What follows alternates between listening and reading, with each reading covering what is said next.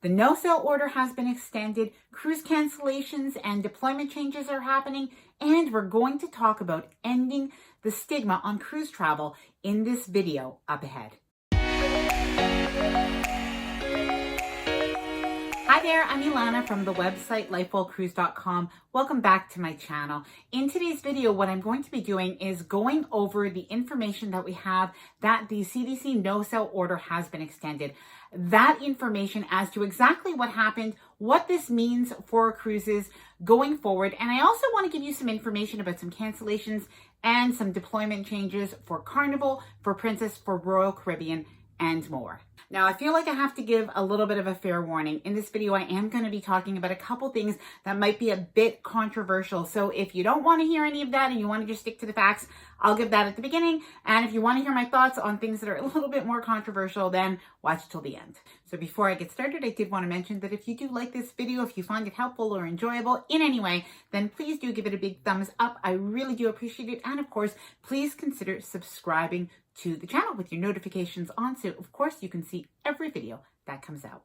Okay, so let's first talk about that no sail order. It has been extended now until the end of October, so Halloween.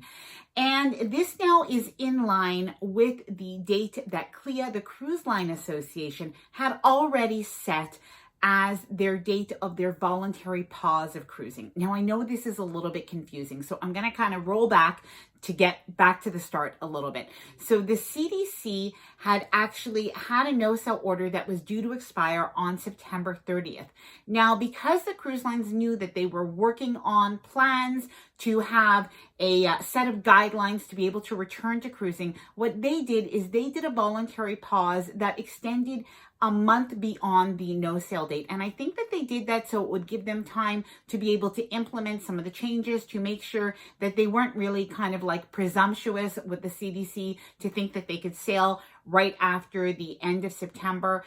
So what happened was the CDC actually did extend that no sail order, and it now is in line with CLIA. Now, while that might seem like it could be good news, due to the fact that there was so much controversy over the CDC no sail order, and it looks like the CDC director, Robert Redfield, actually wanted to extend it several months further than that. And there was some intervention from the White House, from the task force. I'll discuss this a little bit more in terms of my thoughts about it at the end of this video. But for the facts, basically, it looks like the White House task force on coronavirus, that they did intervene and that they said, hey, we want this no sail order to end at the end of October, and we want to now help the cruise lines with a working plan to get back to cruising, whatever that date is. So it's hard to know if that could happen in November, but it definitely does look like the intention, the hope is based on the guidelines that the cruise lines have set out and what the scientists know and all of that stuff. It does look like there is a hope and intention of getting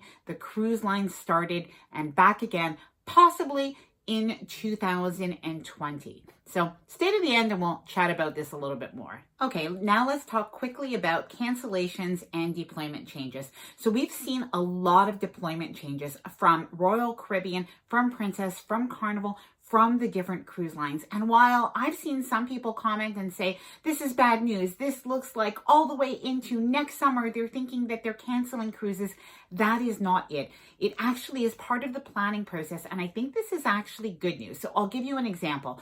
In the case of Princess Cruise Lines, the Enchanted Princess had quite a few cancellations or deployment changes for next summer, where they were going to be doing Mediterranean cruises. And they still are doing that, but there are some different changes. So some people had their cruises canceled. The reason is that the Enchanted Princess was supposed to go over to Europe from the Caribbean in, if I'm not mistaken, it was in mid-April for a transatlantic sailing. Now, what the cruise line Princess has decided to do instead is to actually keep that cruise ship, the Enchanted Princess, in the Caribbean all the way till about mid-June. And then they're doing a transatlantic crossing to the Mediterranean. Now, I think this is good news because this indicates that the cruise line is expecting to continue with the Enchanted Princess. That is a cruise ship that looks like it will be one of the cruise ships sailing. We know that not all of the cruise ships are going to be sailing at the very beginning. So that looks like it's a cruise ship that will be sailing. And at the same time, they know that for the first few months when cruises do resume, they are going to be sailing closer to home. They're going to be sailing on itineraries where they have partnerships with some of the different locations. So that includes the Caribbean islands. And that is the reason that they are doing that. So when you see cancellations, especially when they are deployment changes, do not consider that bad news. It's unfortunate for planning because originally these itineraries are made a good 2 years in advance, and they're basically planning anew. So while it's frustrating, especially if you've booked a cruise, a year or 2 years in advance, this is just unfortunately planning that they have to reshuffle because of the COVID situation. Now on to the big cancellations for 2020. We have now heard from Carnival Cruises that has announced they are canceling all cruises in November and December that are leaving from any cruise port other than Port Canaveral, which is near Orlando, Florida, and Miami in Florida. So they are planning to have some cruise ships actually sail out of those two cruise ports. So whether or not the cruises will actually be able to sail right at the beginning of November, we don't really know that yet. They have not canceled them yet, so we should hear that news soon. But that does show that that is their plan. They are planning to implement those changes to the cruise ports, those safety precautions, and all of those kind of things that they are planning to start from Florida. So my guess is that we will hear more very, very soon from the other major cruise lines. We will hear from Royal Caribbean and we will hear from Norwegian Cruise Line. And they will probably also pick those ports. Fort Lauderdale, maybe one as well, but they're definitely going to concentrate, I think, in Florida at the very beginning for November and December. Let's watch and see what's going to happen, but that's what I think will be happening. So let's get back to the CDC and what I think is really a massive bias against the cruise industry. Now, I have to say, I did not think this necessarily at the very beginning. I am definitely somebody who is very balanced in the way I see the news, including the cruise news. But I really think that this recent information that we've seen, including the report that the CDC included with their decision to extend the No Sail Order, shows an immense amount of bias on their part. And truthfully, I think it's really unfair, and I think that they are scapegoating cruising. And I do think that it's time to end the stigma of cruise travel. Now, people can have an opinion on if it's safe to cruise, and it doesn't mean that this is something for everybody. But is it safe to fly? Is it safe to go to Disney? Is it safe to go to Vegas? Is it safe to go to restaurants? Is it safe to go to movie theaters? It seems to me that the CDC is not looking at the rest of society to see how they can regulate that to see what is safe.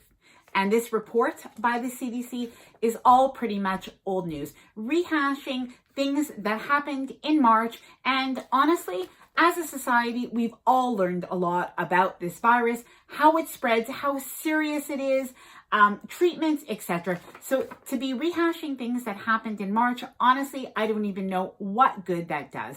And they also do point out, of course, the burden that it is on society in terms of tracing people and the costs on society. But this virus really has had huge costs on societies. And part of the cost on society that it's had is actually the jobs that are directly related and indirectly related to the cruise industry. So where are we now with this? Well, right now there is the White House task force. They were actually supposed to have a meeting just last Friday with the cruise lines, and that will be rescheduled. Unfortunately, we do know that President Trump and the First Lady Melania Trump do have COVID-19. I do not know if that's related. I imagine that perhaps that was related as to why that meeting was postponed. I definitely wish them well in terms of a speedy recovery. But it looks like that task force will help the cruise lines to find a way to get back to cruising again with their safe protocols that they will have moving forward. So we will surely hear more news, but for now, cruises are still potentially restarting in the month of November and December. So we'll wait to hear more from the cruise lines on that. Let me know, please, what you think in the comments below in the meantime. And if you did like this video, please give it a thumbs up. I appreciate it. And of course, please consider sharing it with a friend and subscribing if you have not already. Thanks so much for watching and happy future cruising.